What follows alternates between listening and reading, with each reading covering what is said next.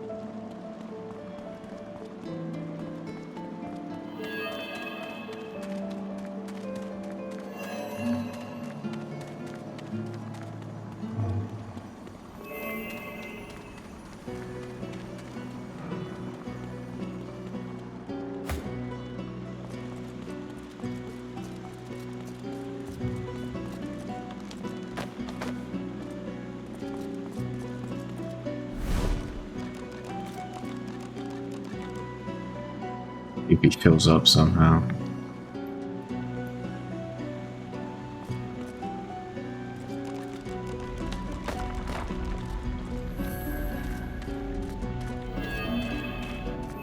Open your eyes. Time to die.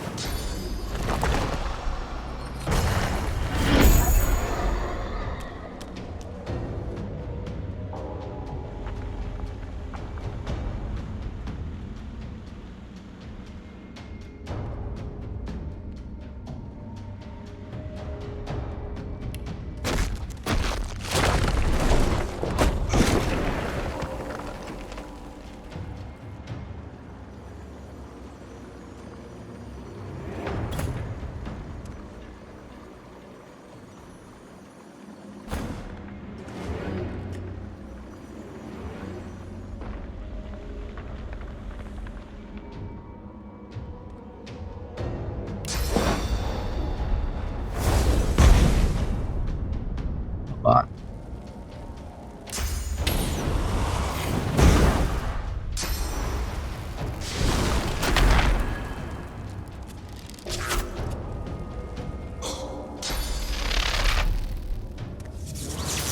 Okay.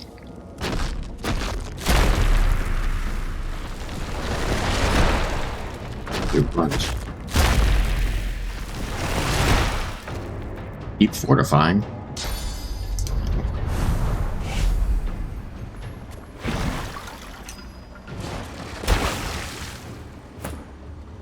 Water balloon.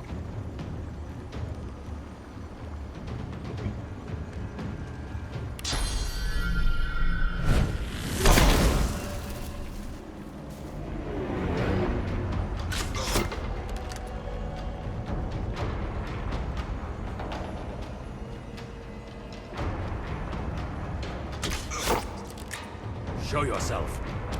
Up now. There he is.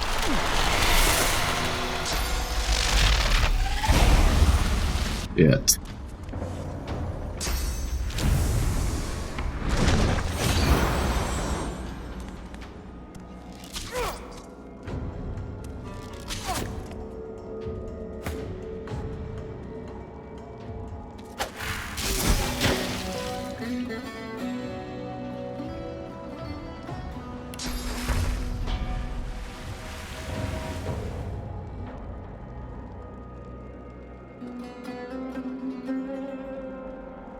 Prepare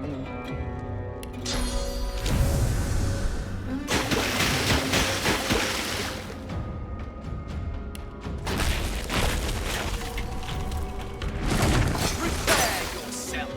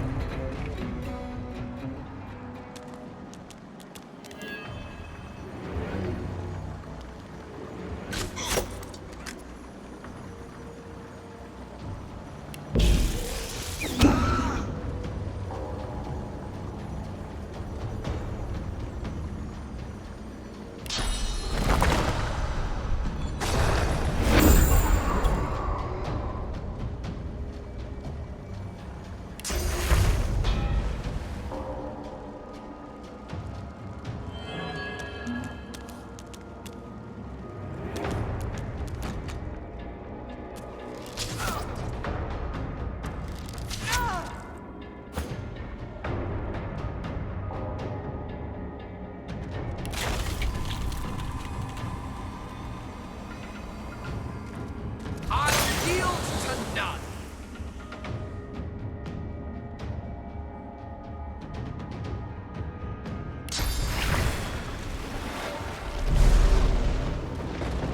Really immune to frozen.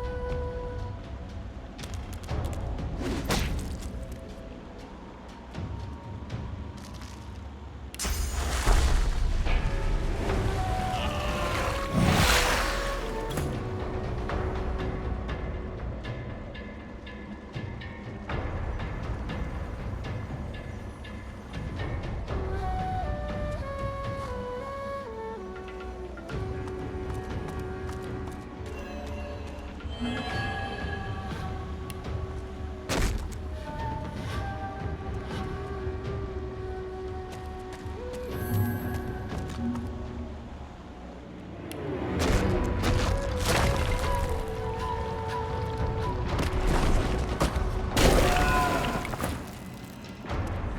won't know what hit you.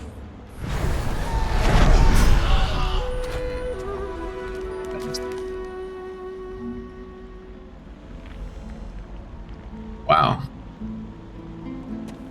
Well, that went better the first time, that's for sure.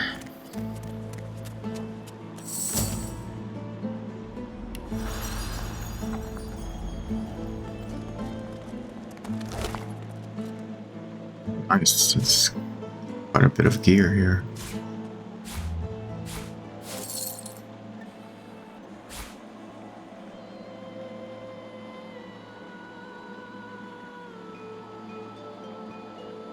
As you pick up the ring, you feel a cold, dark pain shoot up your arm. Your mind itches. You don't hear, but feel a whisper in your ear. It tells you to slip the ring onto your finger. No thanks. First ring.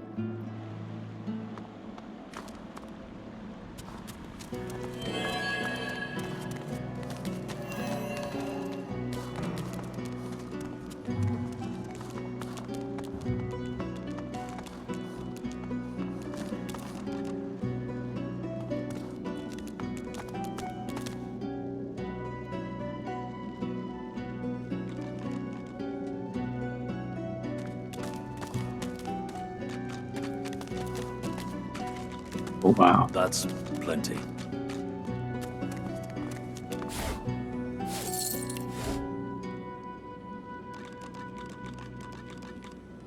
Purging wand. That'll be useful. Look at that wand. It hums with inner source.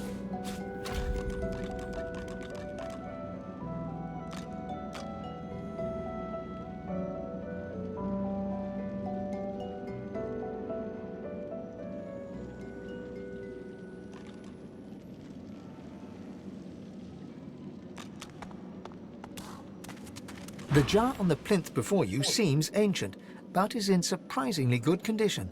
It's covered in pictograms that you can't understand, but you're sure you just saw one of them move.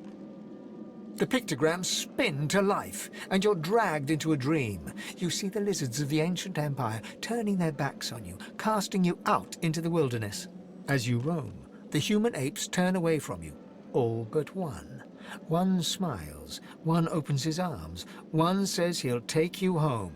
Brachus Rex. He promises power for a price. He picks off your golden scales, one by one, stripping you down to the bone. He promised you a crown, but all you got was shackles. You try to fight, try to reclaim what's yours, but a woman takes you by the hand and leads you to a tower. He promised he'd take me home, you cry. You are home, she smiles as she seals the door. This is where you belong. Your hand drops away from the soul jar, your skin prickling. In the back of your mind, you hear a small, scared voice whimper before fading to nothing. Good find. I'll just take all the soul jars with me. The soul jar stands on its plinth. You see, or rather, you feel a far-off land. Frozen breath hangs in the air. Your vision swims. You're older, but perhaps not wise. The scene twists again. Now Brachus stands before you, a beautiful woman at his side. You lash out in treasonous rage. You feel a jolt and open your eyes to see the soul jar before you, lying still in the vault. Good find.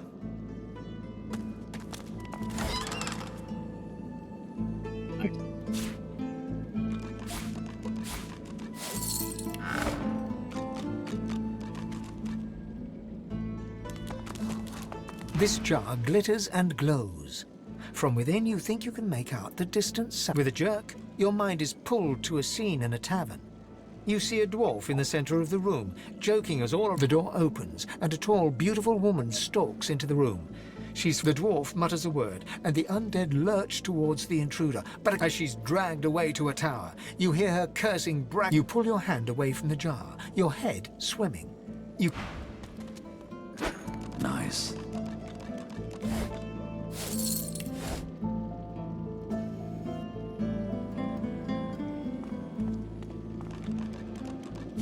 Nice.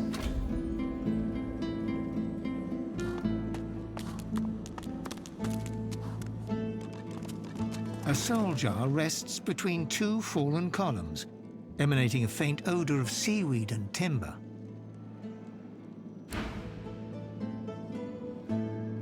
The soul jar pulses with trapped life force. Open it? I don't know.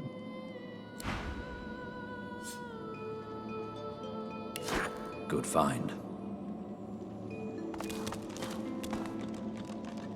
The jar before you may have looked opulent once, but no longer. Now it's covered. The soul jar rocks slightly, light flashing from underneath its lid. On its rim, you can... As soon as you touch the jar's cracked surface, you see a vision of splendor. The vision shifts. You see burning villages, slaughtered women and children. You see her, purging wand in hand, standing. A shadow falls across her, and you see a large, weeping face. She reaches out as if to comfort, but as you pull your hand away, you can feel a deep, longing sadness in your soul. Is it regret, or just sadness for a life that... Nice.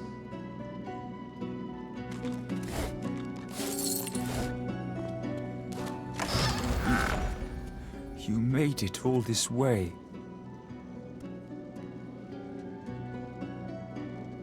I'm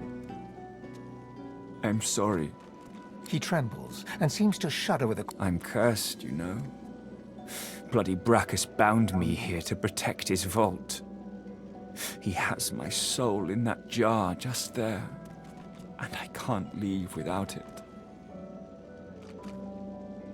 As long as the jar stays unbroken, I don't rightly know.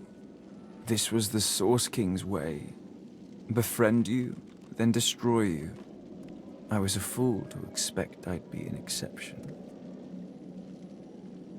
His favor was intoxicating. That's no excuse, really? He drops to his knees before you and grabs onto your feet with both hands, head hanging. Thank you.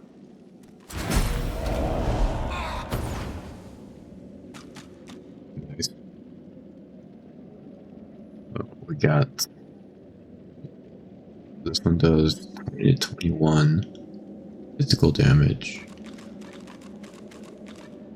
Gives you finesse and accuracy. Shadow's Eye is actually probably better.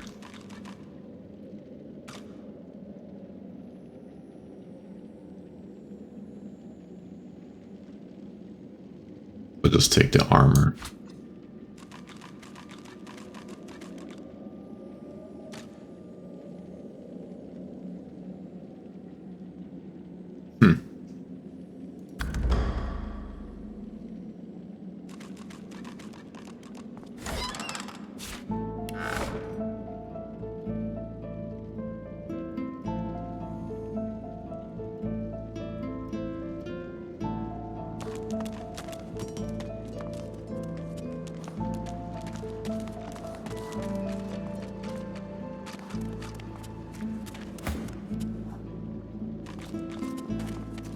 The deity's head and hands are missing, severed as if by a sword.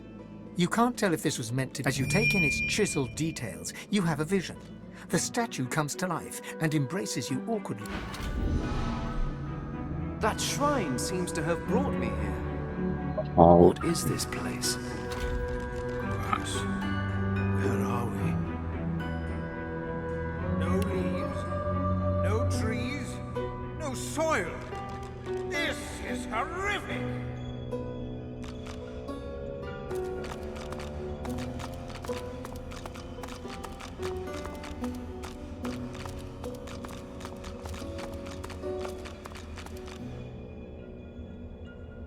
Amadia.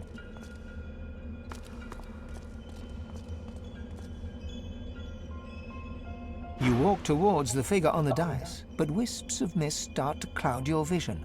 With each step, the mist gets thicker, hiding the figure from sight. Fane? Fane!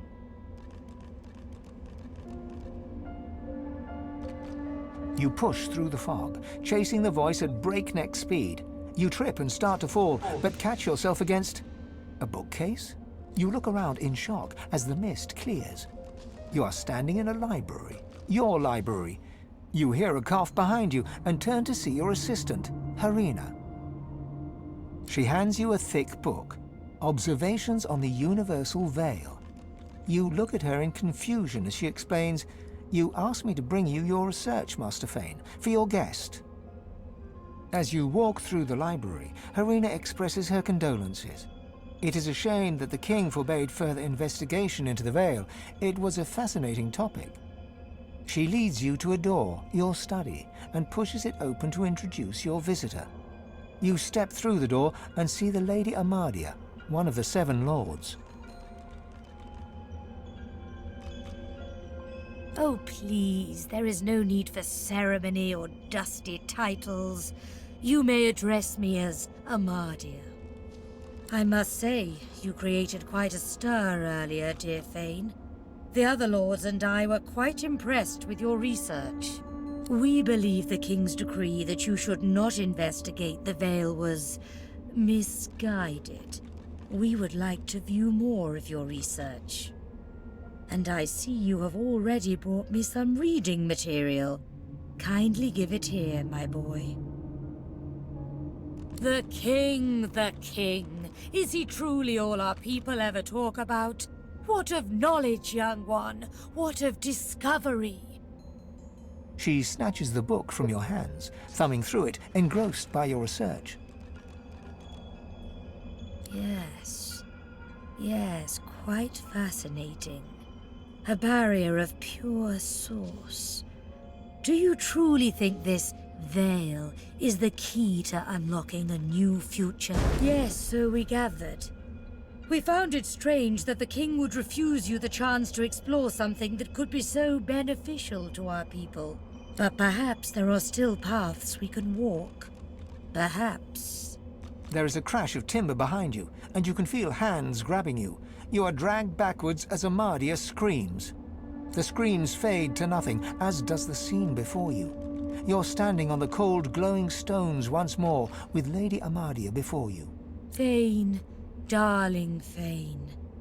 I had to know. I had to be sure. If you were not who you claimed, it could have been a disaster.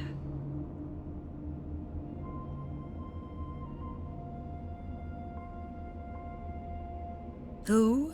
Anyone, my child. Anyone could be a threat. No one in this world has escaped the madness unleashed by the king. We know why the king forbade your research. He already knew about the veil, Fane. He was draining its power, leeching from it to build up his own strength. When we confronted him about this betrayal, he used his power to try and subdue us, to turn us to slaves.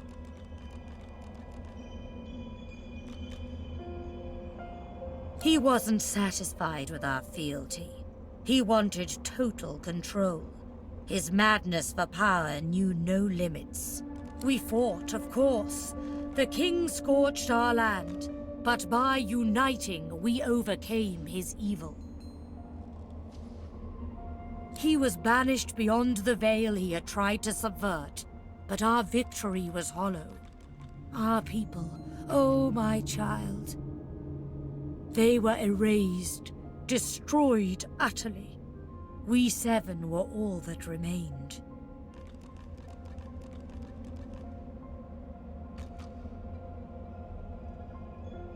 I fear that it is. But you must steel yourself. The fight is not yet done. For centuries, the king has been searching for a way back into our world. And beyond the veil, he found the force that could help him do it. The void. The moment we discovered the void, we understood the veil was created to hold it at bay by powers even more ancient than us. But thanks to the king, that evil has been seeping through the cracks. We have contained both ever since, but now, alas, they are winning.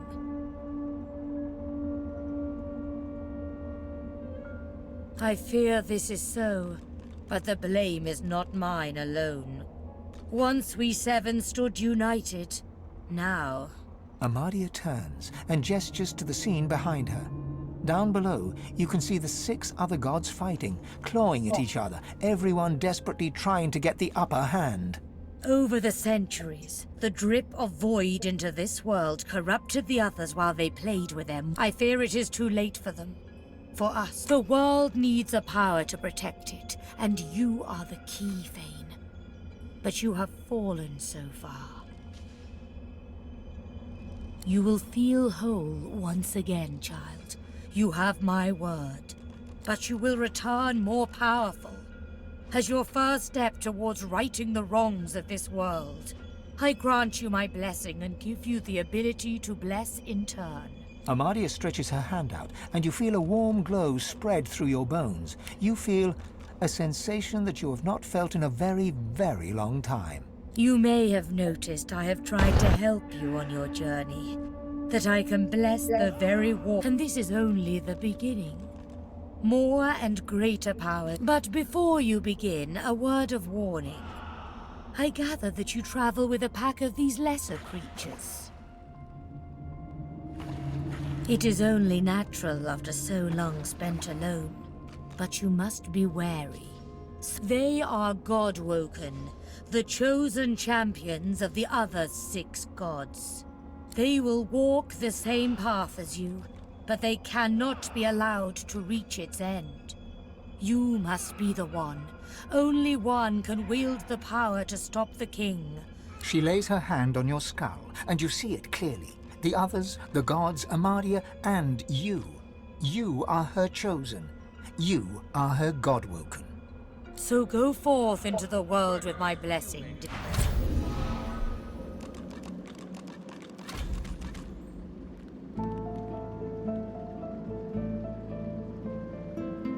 Blessed branches, we've returned. Interesting. You thought it would... You know what's interesting? Watching an entire world. I don't know what you're talking about. Anyway, as interesting as that... It's already helping. The fate of the world depends on our ability to research a spell to protect Rivellon. We need to travel across the land, gathering clues, experimenting with different magics. Of course, for us to do that, we must avoid being eaten by the servants of the Great Acorn. Grand Nut! No, I am not. Very well. The squirrel reaches out. There, maybe.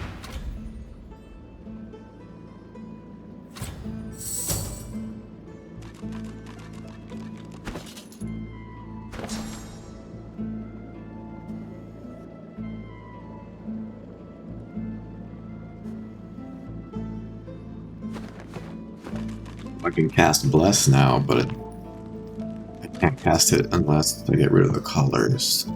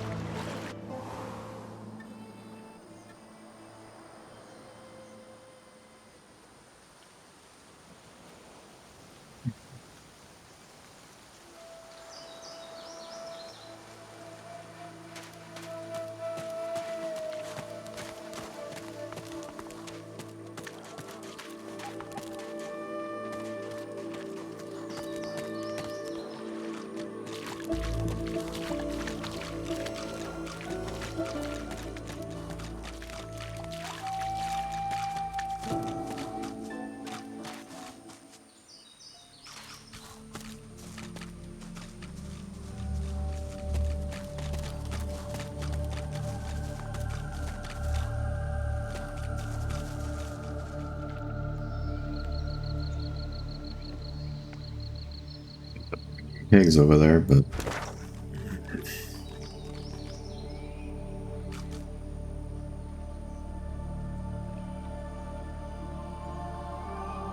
Reekers are over here.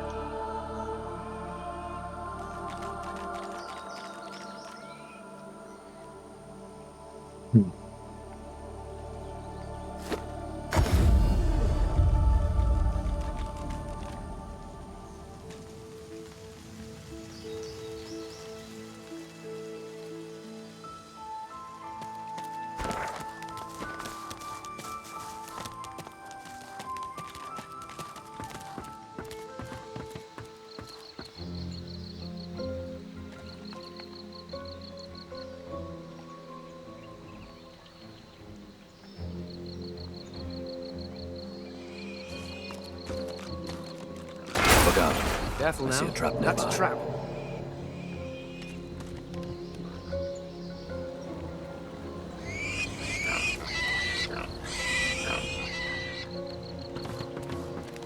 Look out.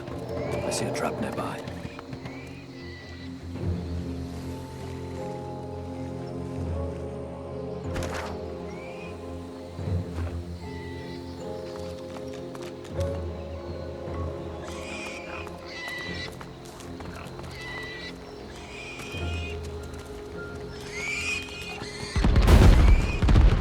Jesus.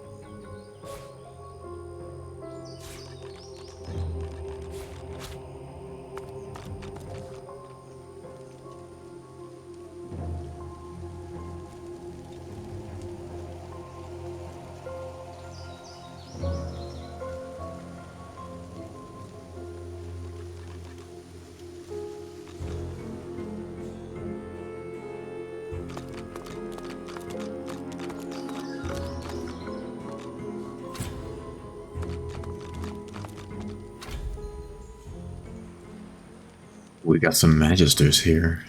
Have your bows notched and swords Can't believe ready. we lost so many men and still never got through the last gate. Or more seekers.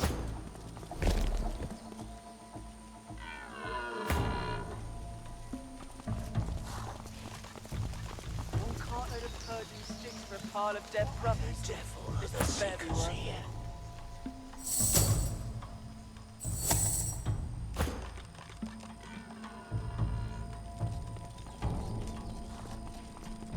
Have your bows notched and swords ready.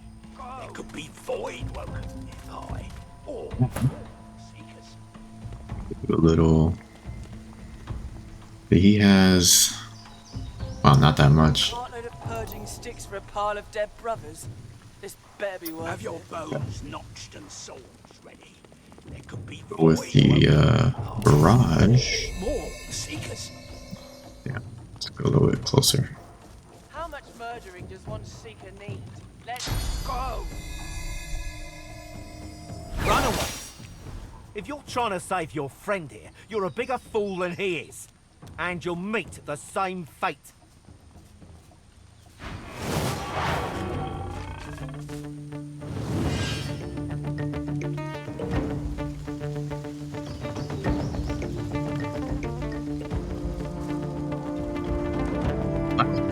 Yeah.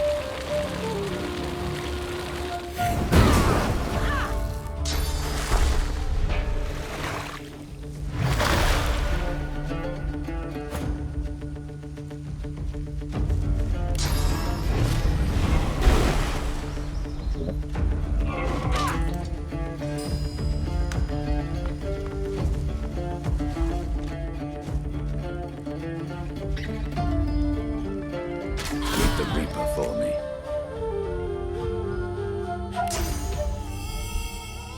Prepare yourself. Come on. Hey. Really?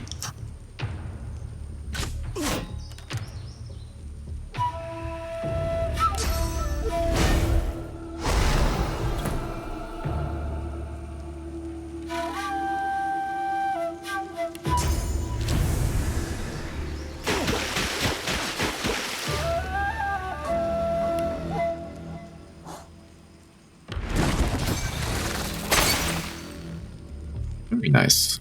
Frozen.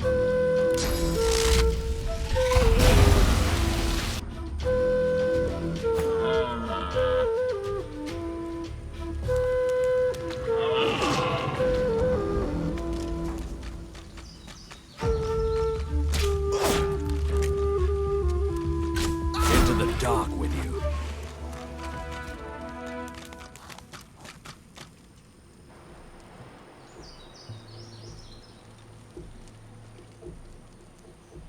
Ooh.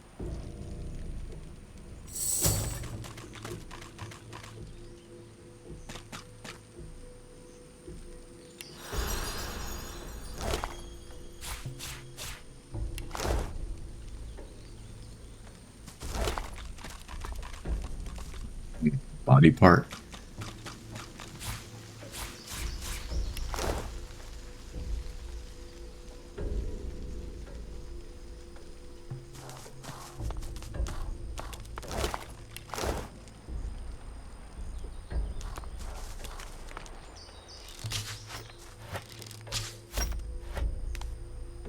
Magisters in there too. Give it up, Seeker. You can't escape.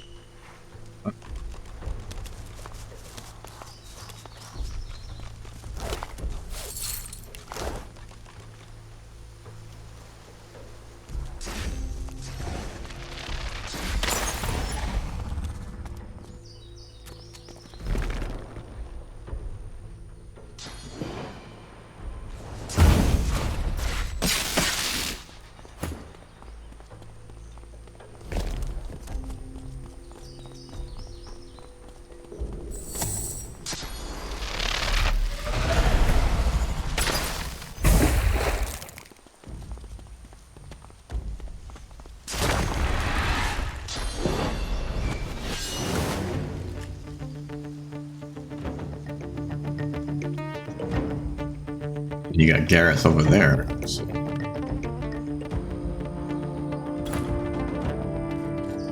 A bit closer. Alright, so you have a couple of these guys that are... Oh.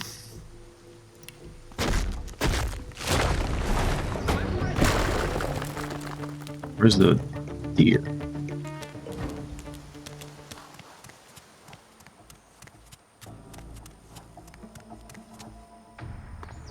Shit.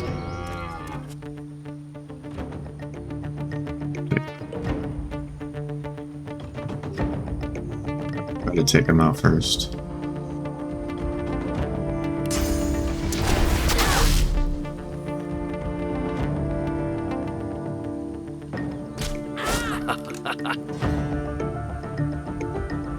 What?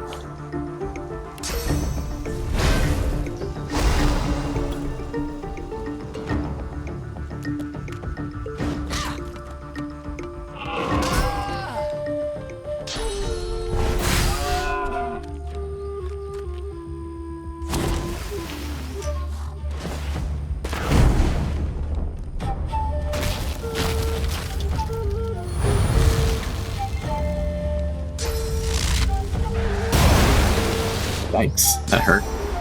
No, not really. There you go.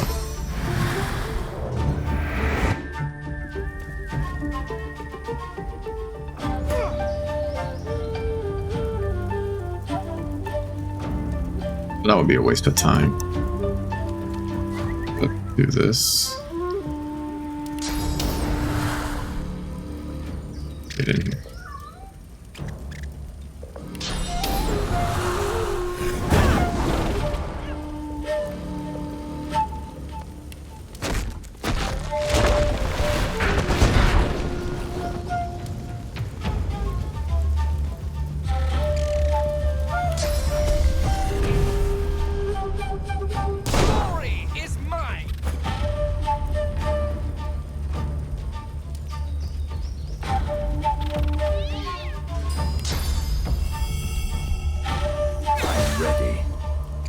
Nice. Ooh, yeah.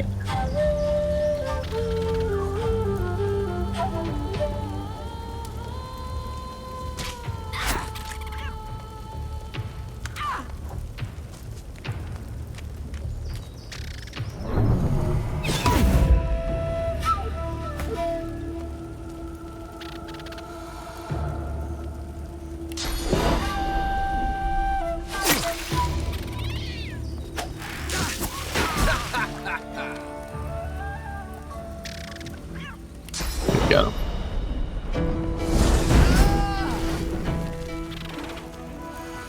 Your courage in the face of danger is inspiring, my friend. Lucian guided your blows rightly. His eyes travel from your face to your feet, then back again. You're no Magister, judging from that collar around your neck. How'd you come to be here? Name's Garreth. I'm a seeker. I can give you shelter. Ah, good. Then you know us. And you know we can help. I came looking for a way off the island. Getting out of here means taking a ship. A Magister ship. And they're not just going to give us one out of the goodness of their hearts. Naturally. I came looking for weapons. Powerful ones. Wicked ones. May Lucian forgive me. Weapons that will clear a path to Dallas's flagship.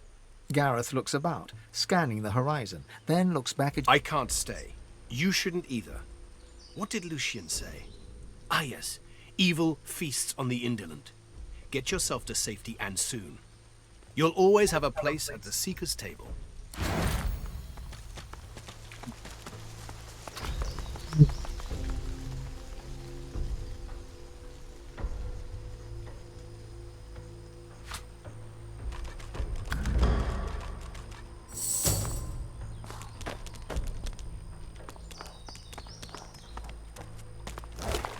Loot these bodies.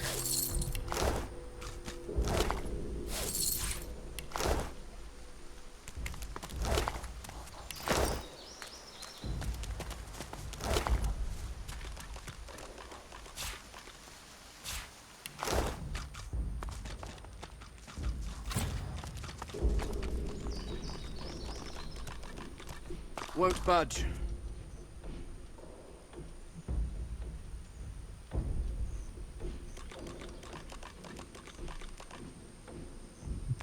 Well, I think this is where I'm going to end this episode today.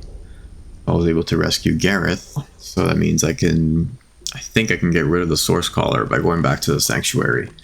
So that's what I'll do on the next episode, and continue exploring the hollow marshes. It seems like I'm getting closer to getting off this island completely, so that's good. Well, till next time, guys, take it easy.